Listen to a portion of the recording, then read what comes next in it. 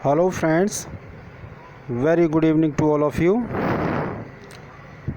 आई hope आप सभी की स्टडी काफ़ी अच्छी चल रही होगी। हम यहाँ पर जितनी भी पोएम्स को एनालाइज कर रहे हैं उन सब के बारे में केवल आपको क्रिटिकल एनालिसिस और उन एग्ज़ाम ओरिएंटेड पॉइंट्स और इम्पोर्टेंट लाइंस वगैरह प्रोवाइड करा रहे हैं। हम किसी भी पोएम के या वर्क के बारे में आपको एक्सप्लेनेशन प्रोवाइड नहीं कराएंगे। जब हमारे ये वर्क्स कंप्लीट हो जाएंगे एक राइटर के, या बीच बीच में कुछ क्वेश्चंस पुटअप किए जाएंगे, 2-4 वीडियो क्वेश्चंस की बनाई जाएंगी। यहाँ पर आज हम जो डिस्कशन कर रहे हैं वो है O Nightingale bye John Milton. एक टू अ नाइटिंगेल पोएम होती है जॉन कीट्स के द्वारा, और एक द नाइटिंगेल है विलियम वर्ड्सवर्थ के द्वारा लिखी हुई। एक बार इनके बारे में सर्च भी कर लीजिएगा क्योंकि इनका थोड़ा सा डिफरेंस है जो कभी कभी कंफ्यूज कर देता है। यहाँ पर ओ नाइटिंगेल में एक कंपैरिजन दी गई है दो बर्ड्स के बारे में। फर्स्ट वर्ड है नाइटिंगेल और सेकंड वन है कुकू। इन दोनों की जो यहाँ पर कंट्रास्ट शो की गई है वो लव और हेट के बीच में की गई है। नाइटिंगेल को लव और कुकू को हेट बर्ड बताया गया है। जब कभी भी हम नाइटिंगेल की आवाज़ सुनते हैं तो हमें ताकत मिलती है और हमारे मन में उसकी आवाज़ को सुनकर ऐसी फीलिंग्स आ जाती हैं कि हम अच्छे से अच्छा काम कर सकें, लाइफ में सक्सेस पा सकें, क्योंकि उसकी आवाज़ बहुत ज़्यादा मेलोडियस होती है। और इसी तरह से इस पोएम के अंदर बताया गया है कि जब कभी भी डिजेक्टेड लवर, निराश लवर कुकू की आवाज़ सुनते हैं तो उनके अंदर फीलिंग ऑफ होप आ जाती है। इस पोएम के अंदर नाइटिंगेल को लव और सक्सेस के रूप में सिंबलाइज किया गया है। ये हमें पॉजिटिविटी की, सक्सेस की, होप की, इमेजिनेटिव फ्रीडम की फीलिंग्स देती है। लेकिन इसके कंट्रास्ट में जब कुकू को बताया गया है वो बिल्कुल अपोजिट है। इसके कुकू को हेट वर्ड के रूप में शो किया गया है और इसकी साउंड या इसका बोलना, चर्पिंग वगैरह वो नाइटिंगेल से बिल्कुल डिफरेंट है। ये हमें जेलसी फील कराती है। इसकी साउंड हरास बताई है, कर्कश बताई है। जब कभी भी हम इसकी आवाज़ को सुनते हैं तो हमें जेलसी या हेट फील होता है और हम एनॉयड फील करने लगते हैं। हमारे अंदर होपलेसनेस आ जाती है, हेटेड फील करने लगते हैं। लेकिन नाइटिंगेल को उसने एक बेहतरीन वर्ड बताया जिससे लव और सक्सेस हमारे मन में आ जाती है। खैर, ये थी इसकी एक थोड़ी सी डिटेल। अब हम बात करते हैं इसके बारे में। मिल्टन की जो नाइटिंगेल पोएम है 1631 में पब्लिश हुई थी, लिखी गई थी। इसको हम मिल्टन का फर्स्ट सोनेट भी कहते हैं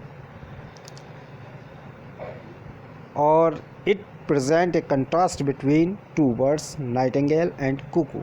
यह अभी आपको बताया गया है कि नाइटिंगेल और कुकू के बीच में कंट्रास्ट दिया गया है इस पोएम के अंदर। Love succeeds because it has more strength than hate. Love हमेशा सफल हो जाता है क्योंकि इसके अंदर नफ़रत से ज़्यादा, घृणा से ज़्यादा ताकत होती है। आगे बात करेंगे। Nightingale is a symbol of love. Nightingale symbol होता है लव का। और कुकू सिंबल है हेट का। क्वेश्चन पुटअप किया जा सकता है कि नाइटिंगेल किसके लिए सिंबलाइज किया गया है या हेट के लिए क्या सिंबलाइज किया गया है cuckoo. It is an Italian और पेट्रार्चियन सोनेट। ये इटालियन या पेट्रार्चियन सोनेट है क्योंकि इटली में सबसे पहले यूज़ किए गए थे इसलिए, और पेट्रार्च ने यूज़ किए थे, उन्हीं के नाम पर इनको इटालियन या पेट्रार्चियन सोनेट कहते हैं।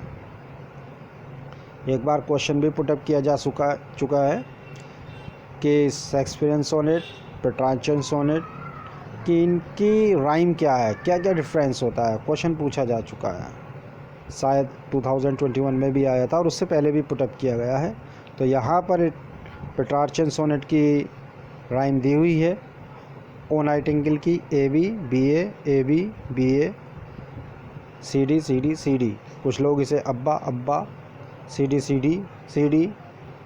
कि अब्बा अब्बा सी डी दे दो, इस तरह से भी याद करते हैं कुछ लोग। खैर आगे बढ़ते हैं। मीटर जो इसका दिया हुआ है आयमिक पेंटामीटर है। टोन पैराडॉक्सिकल है, पैराडॉक्सिकल टोन, यानी इसमें विचारों की कंपैरिजन होती है। शुरुआत में वो हमें लगते हैं कि ये गलत हैं, इलॉजिकल हैं, लेकिन जैसे जैसे हम उनको पढ़ते हैं, समझते हैं, तो उसका लॉजिक हमें समझ में आने लगता है और ऐसे लगता है जैसे कि ये लॉजिकल भी है और ट्रू भी है और बिल्कुल सही बात है। तो ऐसी लाइंस जो होती हैं वो पैराडॉक्सिकल होती हैं। दोस्तों, आपको हमारी अगर एक्सप्लेनेशन या एनालिसिस या एग्ज़ाम ओरिएंटेड जो पॉइंट्स हम यहाँ पर प्रोवाइड करा रहे हैं अगर पसंद आ रहा है तो हमारे चैनल को लाइक करें, शेयर करें अपने दोस्तों के साथ और सब्सक्राइब भी करें। और एक बेल आइकन होता है उसको दबाना ना भूलें। Thank you. आगे बात करते हैं इम्पोर्टेंट लाइंस की।